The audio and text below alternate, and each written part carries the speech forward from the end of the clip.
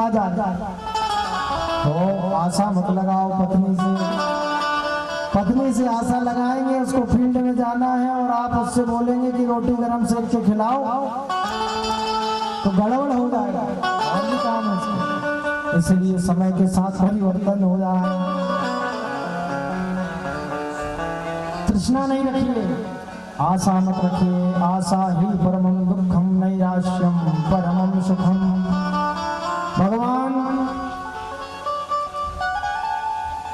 अपने ब्राह्मण मित्र सुदामा की कथा बताते हैं। एक बार सुशीला जी को कहीं से पता चल गया कि द्वारकाधीश भगवान श्री कृष्ण के मित्र हैं। वे अपने पति सुदामा से कहती हैं कि आप भगवान से मिलने के लिए क्यों नहीं जाते, वो तो द्वारकाधीश हैं, राजा हैं, आपकी सारी समस्या खत्म हो जाएगी। सुदामा जी कैसे हैं, बड़े ही दीन हैं। देखिए दीन तो वे नहीं थे, क्योंकि भगवान का भजन करने वाला कभी दीन नहीं होता। भगवान का जो भजन करने वाला है, जो भगवान को सदा याद रखता है, वो कभी दरिद्र नहीं होता। पर हमारी जो भौतिक बुद्धि है, वो धन होने से ही धनी मानती है अपने आप। शास्त्र में देखिए एक प्रमाण और मिलता है, जन्मना ब्राह्मणोऽप्यया संस्काराद् द्विज उच्यते। विद्याया याति विप्रस्त्वं त्रिभिः श्रोत्रिय उच्यते। जन्म लेने से ब्राह्मण होता है, संस्कार होने से द्विज होता है, विद्या पढ़ने पर विप्र होता है। जिसका जन्म भी ब्राह्मण जाति में हो जाए, वह संस्कार भी हुआ हो, पढ़ा भी हो, वो श्रोत्रिय ब्राह्मण कहलाता है, श्रोत्रिय ब्रह्मनिष्ठ ब्राह्मण कहलाता है। और जो ब्राह्मण तन शरीर जान करके पा करके भी दुष्कर्म करता है, उसे उस ब्राह्मण को नरक में भी जगह नहीं मिलती। गुटखा खाने वाले, शराब पीने वाले, गांजा पीने वाले व्यक्ति को उससे बचना चाहिए।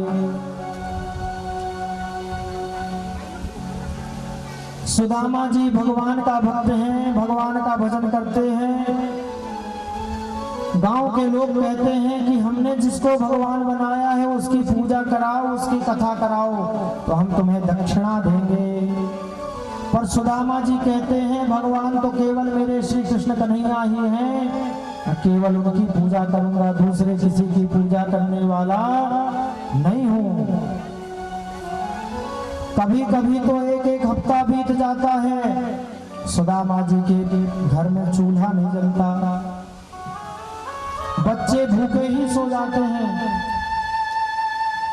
कभी कभी जब सुदामा जी नगर में भ्रमण के लिए निकलते हैं, दान देने के लिए, भगवान की कथा करने के लिए निकलते हैं, तो बच्चे पूछते हैं मैया मैया पिताजी कहाँ गए हैं, बहुत जोरों की भूख लगी है माता, भोजन करा दो।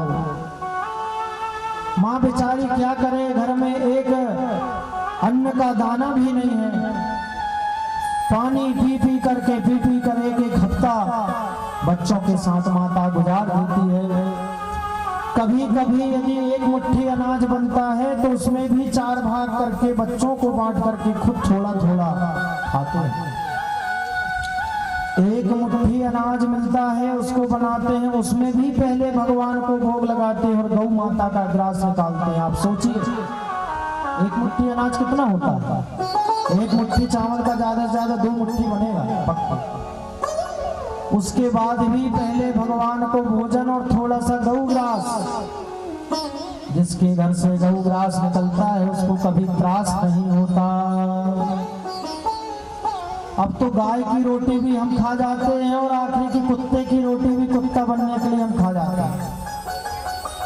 पहली रोटी गाय को देना चाहिए, दूसरी बाद की 2 रोटी भगवान को भोग लगाना चाहिए और आखिरी की रोटी कुत्ते को देना चाहिए। पर गाय की भी हम खाते हैं, भगवान की भी हम खाते हैं, कुत्ते की भी हम खा लेते हैं। हमारे भाषा में उसको कुचैया कहते हैं। कई लोग कहते हैं पीछे की रोटी खाए हो, बाद की इसलिए बुद्धि बाद में आती है। उसमें भी भगवान को भोग लगाकर गौ को भोजन करा करके सुदामा जी का परिवार भोजन करता है। और कभी कभी जब एक मुट्ठी अनाज भी नहीं मिलता तो सुदामा जी की जो पत्नी है सुशीला मैया, वो कहती हैं बेटा आज तो भोजन नहीं है, पिताजी ने दूध ला के रखे थे, थोड़ा थोड़ा दूध पी लो। और स्थिति ऐसी है माताओं कि थोड़ा सा पड़ा हुआ आटा शुरू पड़ गए उस आटे में, उस आटा को पानी में घोर करके और माता सुशीला अपने पुत्रों को खिला देती है। और स्थिति तो यहाँ तक देखिए कि इतने